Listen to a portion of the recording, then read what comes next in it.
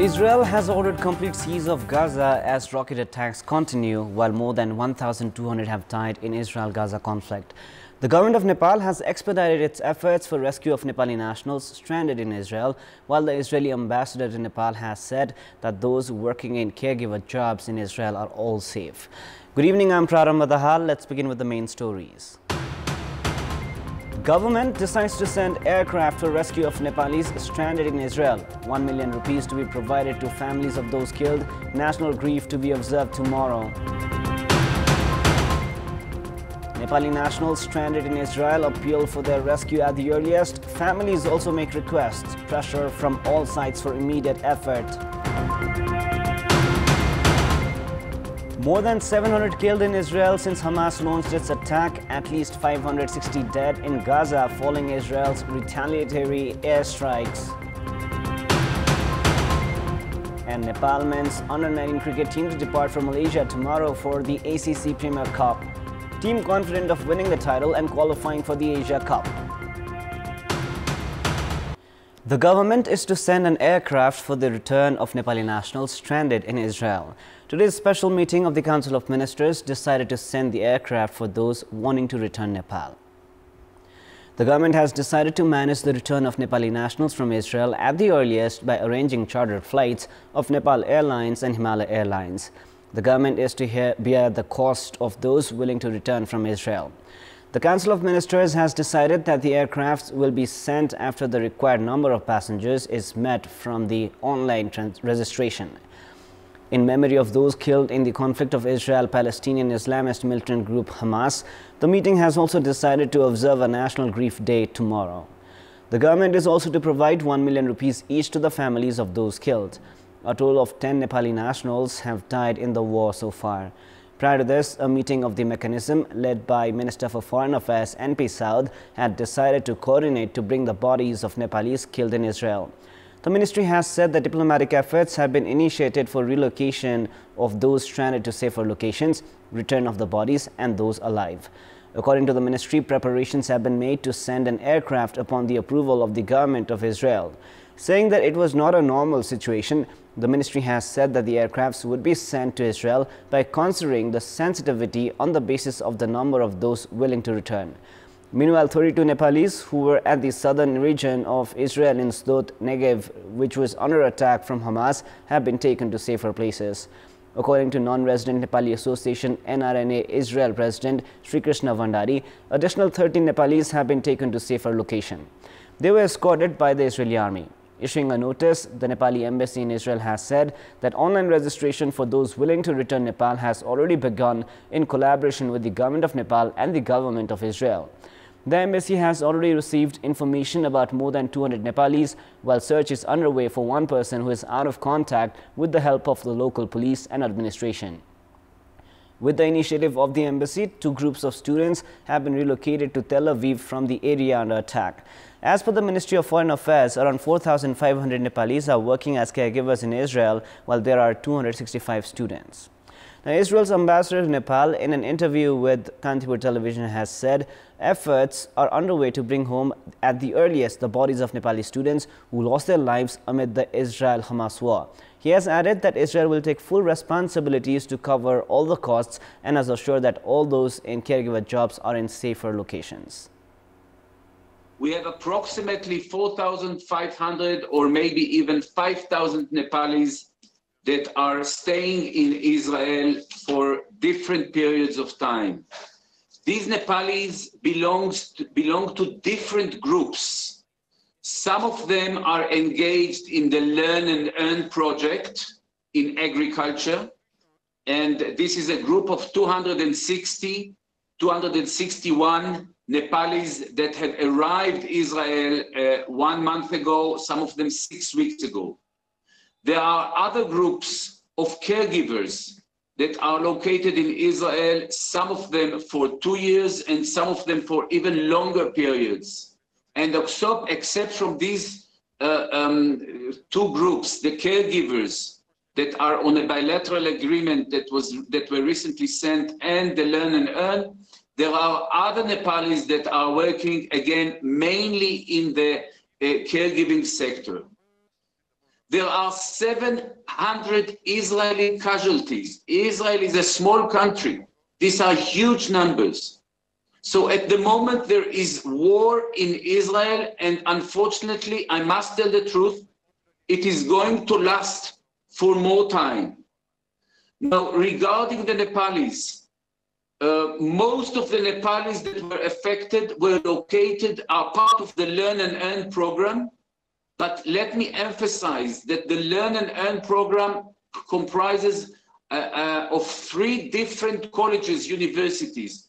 2 of them are not involved, are outside of the circle of the violence, and they are the students from Tribhuvan University and the students from AFU, Agriculture and Forest Universities. Tribhuvan and AFU are not involved and are in remote places. The ones that are involved are the students from Far Western University. This is a group of 49 students that are located in the area or proximity near Gaza Strip, places where there was an invasion. Out of the 49, 32 are in safe places. 17 of them were based in a village, in a farm called Kibbutz Alumim. And they were affected because Hamas terrorists invaded the village, captured the village, and started slaughtering the civilians, including the Nepalis that were based there. 10 Nepalis have lost their life. 1 Nepali is still missing. We don't have information about him. And some Nepalis are in hospital and some Nepalis are safe. The state of Israel, the government of Israel will finance and will take all the measures needed to bring the bodies back to Nepal. Of course, we will coordinate it with the Nepali embassy and with the authorities here in Nepal, but we are taking full responsibilities to cover all the costs. They are members of our family. Now, family members of 10 students of the agriculture campus Tikapur Kailali under the Sudur Paschim University who had reached Israel for the Learn and Earn program are in grief after they were killed in the attack of Palestinian Islamist militant group Hamas. 24-year-old Pravesh Bhandari of Sharada municipality of Salyan was also killed in the attack of Hamas. News of the death of Bhandari, a local resident of Sharada municipality ward number 3, Shautol, has left his family in grief. The family members have appealed with the government for the return of his body.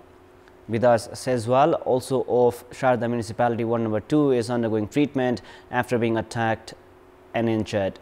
Sabai village of Thanusai is also in grief after Anand Shah, who had reached Israel for agriculture training, was killed in the attack. 22-year-old Shah of Lakshmaniya rural municipality ward number 4 of Thanusai is one among the 10 Nepali nationals killed in Israel. He had reached Israel only 26 days ago.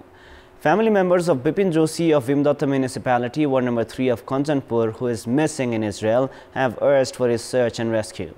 Family members of Pravin Dagi of Dang, who was injured in the attack, have said that he is out of risk after being injured in the attack. 23-year-old Dagi of Dangeshwara rural municipality, ward number 3, Hekuli, was shot in his leg. The Sudur Paschim province government has announced 200,000 rupees each for the families of those killed in the attacks. Chief Minister of the province, Kamal Bahadur Shah, issued a notice today to inform about the relief.